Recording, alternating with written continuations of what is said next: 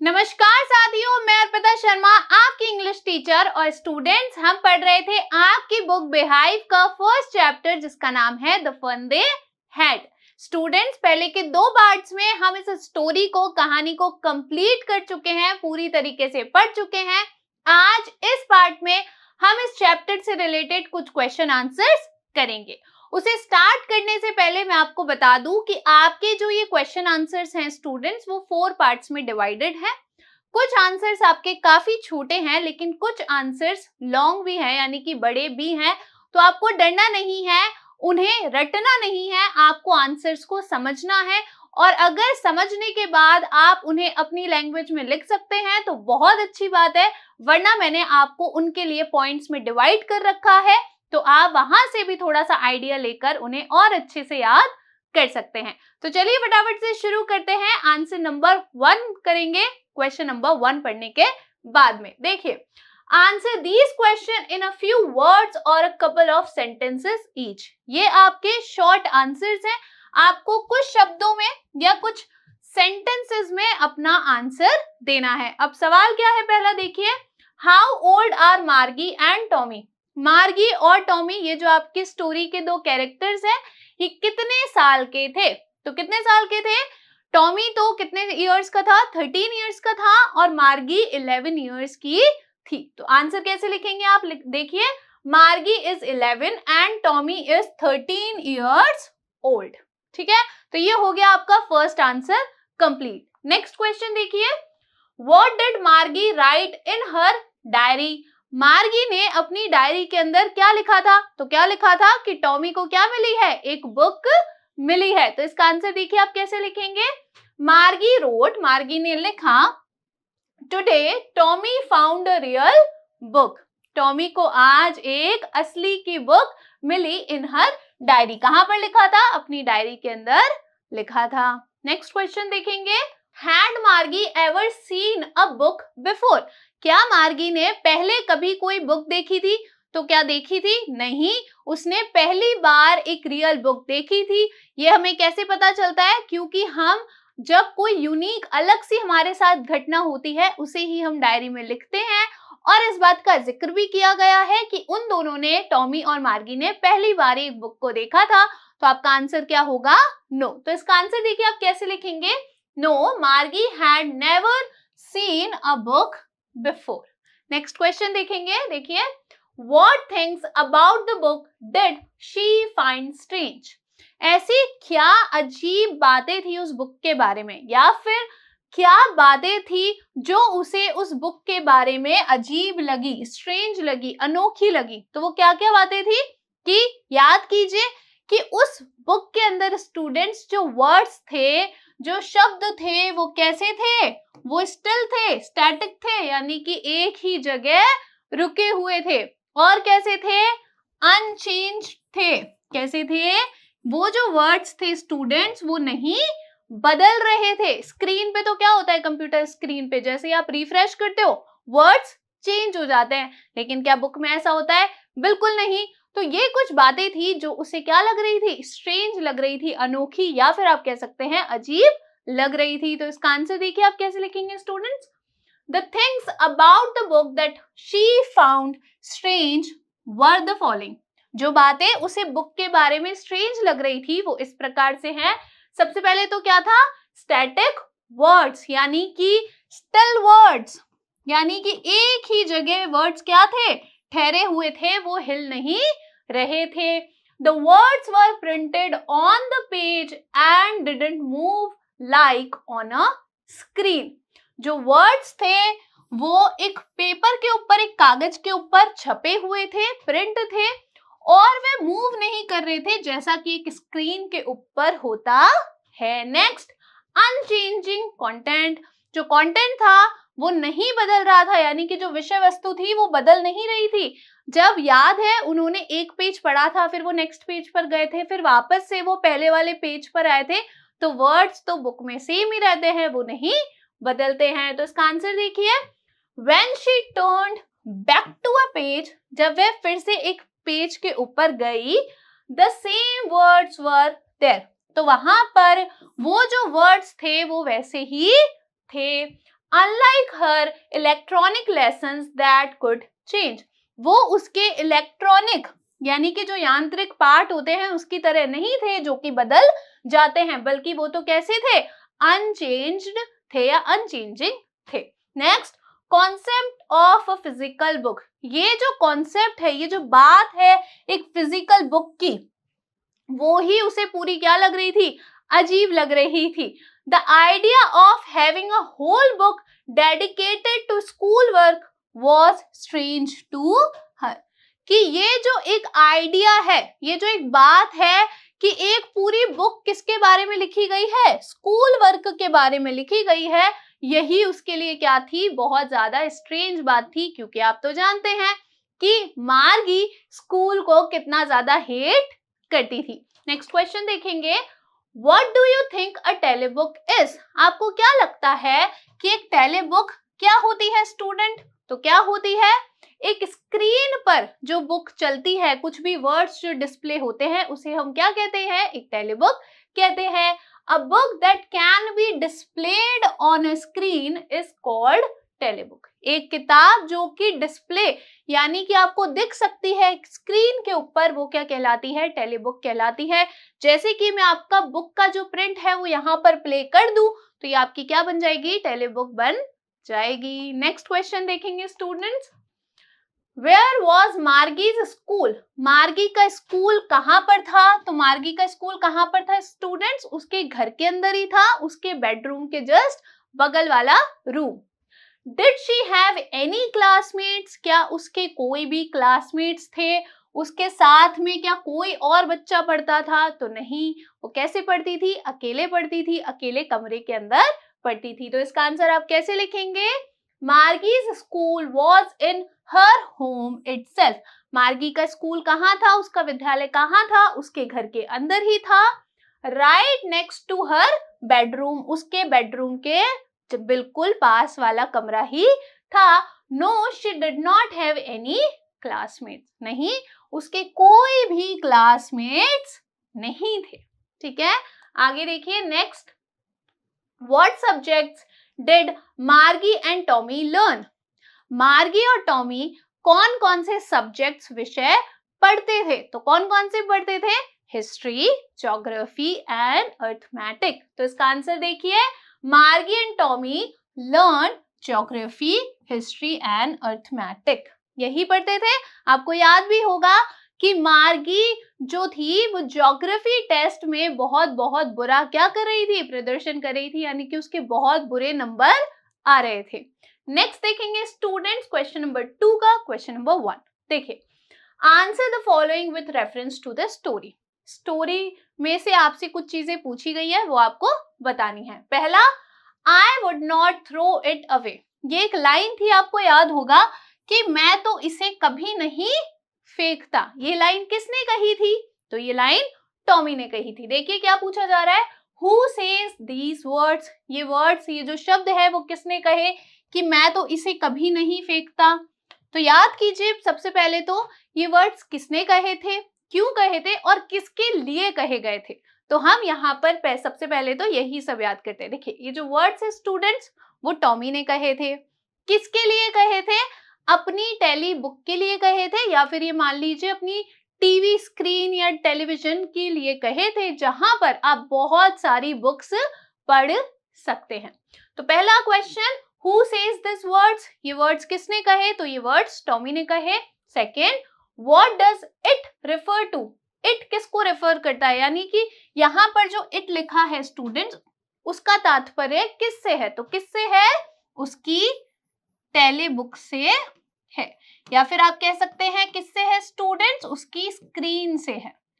ठीक है, next, what is it being compared with bye the speaker, इसकी तुलना किसके साथ की गई है, यानी कि ये जो टेली बुक है या स्क्रीन है उसकी तुलना किसके साथ की गई है, तो उसकी तुलना किसके साथ की गई है, विथ अ रियल बुक। किसके साथ कर रहा था वो, ये वो बोल रहा था कि एक असली की बुक को तो अगर आपने एक बार पढ़ लिया तो फिर ये लोग फेंक देते होंगे, लेकिन मैं तो कभी भी अपनी टेली बुक को नहीं फेंकता। तो इसके आंसर देखिए आप कैसे लिखेंगे students, Tommy says these words, आपको बता दिया मैंने किसने कहे थे ये वर्ड्स, टॉमी ने कहे थे. It refers to the television screen on which you could read over a million books. और ये इट किसके लिए रेफर करता है, क्या तात्पर्य है इट का, एक टेलीविजन स्क्रीन से है जहां पर आप बहुत सारी किताबें पढ़ सकते हैं.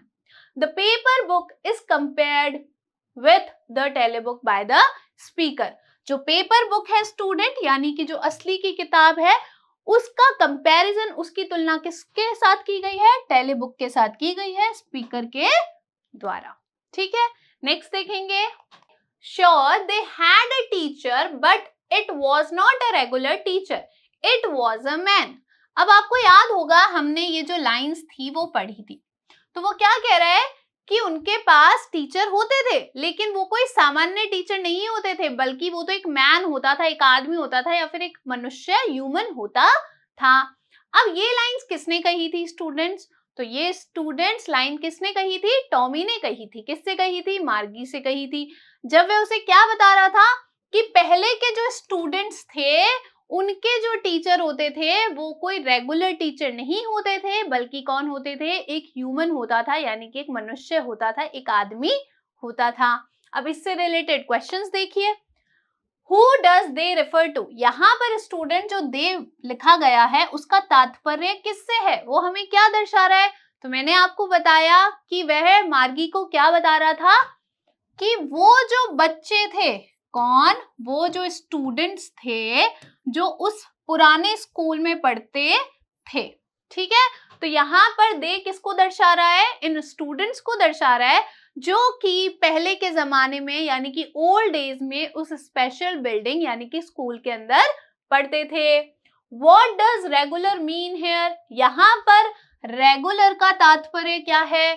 ठीक है, तो यहाँ पर रेगुलर का तात्पर्य क्या है, हमने पढ़ा था कि टॉमी और मार्गी के लिए एक रेगुलर यानी कि सामान्य सा टीचर कौन है, एक मैकेनिकल टीचर, या फिर ये कह लीजिए एक रोबोट.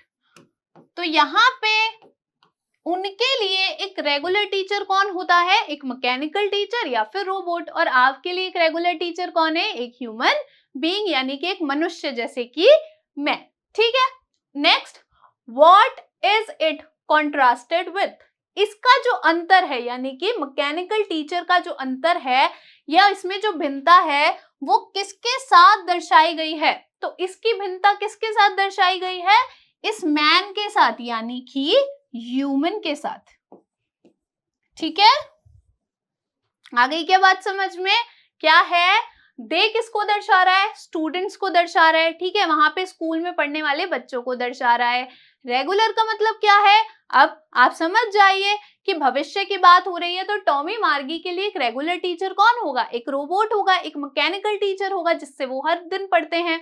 और यहाँ पर किन दो के बीच में अंतर दिखाया गया है, मैकेनिकल टीचर और एक ह्यूमन टीचर के बीच में. तो इसका आंसर देखिए स्टूडेंट्स, आप कैसे लिखेंगे.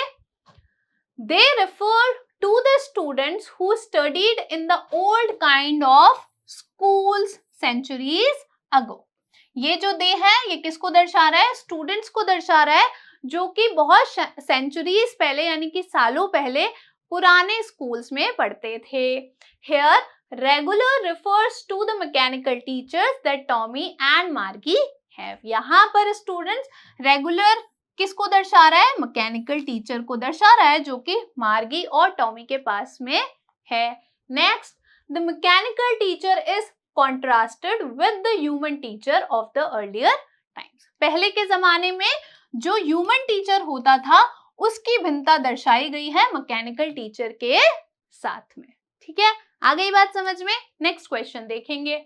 Answer each of these questions in a short paragraph. आपको 30 वर्ड्स के अंदर, लगभग 30 वर्ड्स के अंदर आपको क्या करना है, अपना आंसर लिखना है. क्वेश्चन क्या है, What kind of teachers did Margie and Tommy have?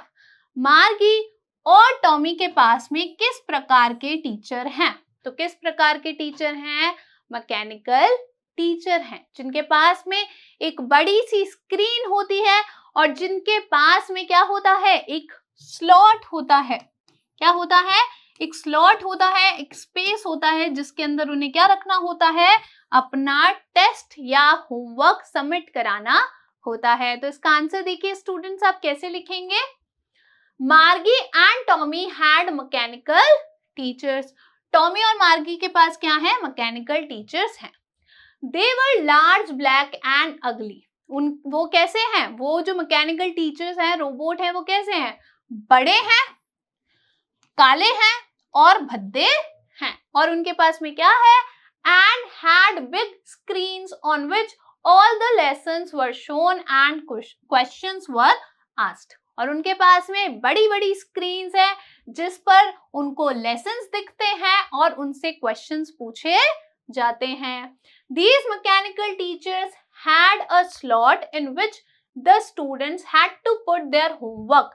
इनके पास, इन मैकेनिकल टीचर्स के पास में एक स्लॉट होता है, यानी कि क्या होता है, एक खांचा होता है जिसके अंदर जो विद्यार्थी होते हैं, स्टूडेंट्स, उनको क्या करना होता है, अपना होमवर्क और टेस्ट पेपर्स को सबमिट कराना होता है। जैसे अभी आप टीचर की टेबल पे जाके रख देते हो या उनके हाथ में जाके दे देते हो। अब सोचो फ्यूचर में अगर एक रोबोट होगा तो उसके पेट के आसपास कहीं पे कोई जगह होगी जिसके अंदर आपको अपना होमवर्क जो है वो सबमिट करना होगा। They had to write their answers in a punch code. उनको अपने आंसर, उन स्टूडेंट्स को अपने जो आंसर्स हैं, उत्तर हैं स्टूडेंट्स, वो किस में लिखने होते हैं, पंच कोड में लिखने होते हैं। और फिर and the mechanical teacher calculated the marks immediately. और तुरंत ही बिना कोई समय लगाए जो मैकेनिकल टीचर होता है उनके मार्क्स को क्या कर देता है, कैलकुलेट कर देता है, यानी कि तुरंत ही उनका रिजल्ट जो है वो निकाल कर दे देता है। नेक्स्ट देखेंगे, चलिए, Why did Margie's mother send for the county inspector? आपको याद हो तो वो जो मार्गी की मदर थी मिसेस जॉनस, उन्होंने क्या किया था, काउंटी इंस्पेक्टर को बुलाया था। तो वही पूछा जा रहा है क्यों बुलाया था, तो क्यों बुलाया था, क्योंकि मार्गी को बार बार क्या दे रहा था वो मैकेनिकल टीचर, ज्योग्राफी टेस्ट दे रहा था और उसके अंदर जो मार्गी थी वो बुरा और बुरा परफॉर्म करती ही जा रही थी। तो उसकी मदर जो थी वो थोड़ी सी परेशान थी, चिंतित थी, इसीलिए उन्होंने किसको बुलाया था, काउंटी इंस्पेक्टर को बुलाया था। तो इसका आंसर देखिए स्टूडेंट्स, आप कैसे लिखेंगे, Margie had been given many test in geography by the mechanical teacher. Margie को बहुत सारे जो टेस्ट थे ज्योग्राफी के अंदर, यानी कि भूगोल के अंदर, वो दिए गए थे किसके द्वारा, मैकेनिकल टीचर के द्वारा। But there was no improvement in her performance, लेकिन उसके परफॉर्मेंस में, यानी कि वो जो परफॉर्म कर रही थी, वो जो अपने आंसर्स दे रही थी, उसमें कोई भी इम्प्रूवमेंट नहीं हो रहा था, यानी कि वो बिल्कुल भी अच्छा परफॉर्म नहीं कर रही थी। It only kept getting worse, ये सिर्फ बुरा ही होता जा रहा था, यानी कि उसके मार्क्स जो थे वो बुरे से बुरे आते ही जा रहे थे। हर मदर वॉज कंसर्न, उसकी जो मदर थी वो चिंतित थी, and sent for the county inspector, और किसको बुलाया था उन्होंने, काउंटी इंस्पेक्टर को बुलाया था। नेक्स्ट क्वेश्चन देखेंगे, व्हाट डिड ही डू, तो उसने क्या किया, किसने, काउंटी इंस्पेक्टर को जब बुलाया तो उसने क्या किया, तो याद कीजिए, सबसे पहले तो उसने मार्गी को एक एप्पल दिया था और उसके बाद में उसने क्या किया, उस पूरे मैकेनिकल टीचर को खोल दिया चेक करने के लिए कि भाई दिक्कत कहाँ आ रही है, और फिर उसने क्या किया, उसको वापस जोड़ दिया और उसी बात समझ में आई कि ये जो मैकेनिकल टीचर है स्टूडेंट्स, वो थोड़ा सा जो उसका स्तर है वो थोड़ा सा हाई है मार्गी के लेवल से, यानी कि मार्गी तो अभी 10-11 साल की बच्ची है, तो उसके हिसाब से टेस्ट का जो स्तर है वो काफी ज्यादा है, तो उसने वापस से सेट किया उसके स्तर को 10 साल की बच्ची के अनुसार। तो इसका आंसर देखिए आप कैसे लिखेंगे students, the county inspector gave Margie an apple and started working on the mechanical teacher. County inspector ने मार्गी को एक एप्पल दिया और मैकेनिकल टीचर पर काम करना शुरू कर दिया। He took it apart and then checked it. उसने उसे पूरा खोल दिया, दूर ले गया और उसको चेक किया, अच्छे से देखा कि इसके अंदर गड़बड़ क्या है। Margie had hoped that the inspector would not know how to put the mechanical teacher together again. जो मार्गी थी वो तो होप कर रही थी, आशा कर रही थी कि ये जो इंस्पेक्टर है इसे पता ही ना हो काश कि इस मैकेनिकल टीचर को फिर से लगाते कैसे, यानी कि उसने उसको पूरा खोल दिया था ठीक करने के लिए। तो अब वो आशा कर रही थी कि काश इसे पता ही ना हो कि इसे साथ में वापस कैसे लगाते हैं, but he manage to reassemble it. लेकिन उसने तो मैनेज कर लिया, उसे फिर से ठीक कर दिया, क्योंकि वो तो भाई ठीक करने ही आया था तो उसे तो आता ही होगा। तो उसने तो मैकेनिकल टीचर को फिर से ठीक कर दिया।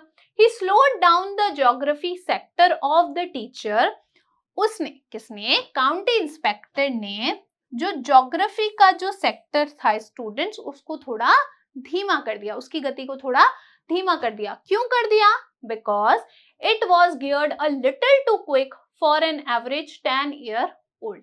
क्योंकि ये हल्का सा जो इसका स्तर था वो थोड़ा तेज था एक 10 साल की बच्चे या लड़की के लिए। नेक्स्ट क्वेश्चन देखेंगे, Why was मार्गी doing badly in geography? मार्गी जो थी वो ज्योग्राफी में बुरा क्यों कर रही थी? तो क्यों कर रही थी? क्योंकि वो जो मैकेनिकल टीचर था उसका जो स्तर था, गियर था, वो थोड़ा सा हाई हो रखा था, तेज हो रखा था। What did the county inspector do to help her? तो काउंटी इंस्पेक्टर ने क्या किया था उसकी मदद करने के लिए मार्गी की? तो उसने क्या किया था कि उसका जो स्तर था, उसकी जो स्पीड थी, उसको थोड़ा सा धीमा कर दिया था, स्लो कर दिया था। तो इसका आंसर देखिए स्टूडेंट्स, आप कैसे लिखेंगे? मार्गी was doing badly in geography. मार्गी ज्योग्राफी भूगोल के अंदर बुरा कर रही थी। क्यों कर रही थी? Because the geography sector of the mechanical teacher had been geared a little too quick. क्योंकि जो मैकेनिकल टीचर का जो ज्योग्राफी का सेक्टर था स्टूडेंट्स, वो थोड़ा सा क्या था, उसका जो स्तर था वो थोड़ा सा तेज हो रखा था। The county inspector slowed down the geography sector of the mechanical teacher to an average 10-year level. तो जो काउंटी इंस्पेक्टर था उसने धीमा कर दिया भूगोल के स्तर को, या जो उसका भाग था उसको किसके अनुसार कर दिया? एक सामान्य 10 साल के स्तर के बराबर वो उसको ले आया। He also told Mrs. Jones that Margie's overall progress pattern was satisfactory. और उसने, यानी कि काउंटी इंस्पेक्टर ने मार्गी की माँ को ये भी बताया था कि मार्गी का जो प्रोग्रेस है, यानी कि वो जो धीरे धीरे आगे बढ़ रही है, उसका जो प्रोग्रेस है, जो उसकी गति है, वो काफी संतोषजनक है, यानी कि चिंता की कोई बात नहीं है। वो बुरा परफॉर्म नहीं करी, बल्कि जो मैकेनिकल टीचर था उसकी ही स्पीड क्या थी, थोड़ी सी हाई थी, या फिर ये कह लीजिए उसका ही लेवल थोड़ा सा हाई था। जैसे कि आप 9th क्लास में आपको 12th क्लास के कुछ क्वेश्चंस लाके दे दिए जाएं तो आपको थोड़ी सी डिफिकल्टी हो सकती है। इसी कारण से इसका मतलब ये तो नहीं है कि आप इंटेलिजेंट नहीं है, बल्कि क्या है, ये बात समझनी होगी कि आपको लेवल थोड़ा सा ऊंचा दे दिया गया है। तो यही बात जो काउंटी इंस्पेक्टर था उसने मार्गी की मदर को समझाई थी। आई होप आपको ये लेक्चर अच्छा लगा होगा और अच्छे से समझ में आया होगा। मैं आपसे मिलूंगी नेक्स्ट पार्ट में। Thank you.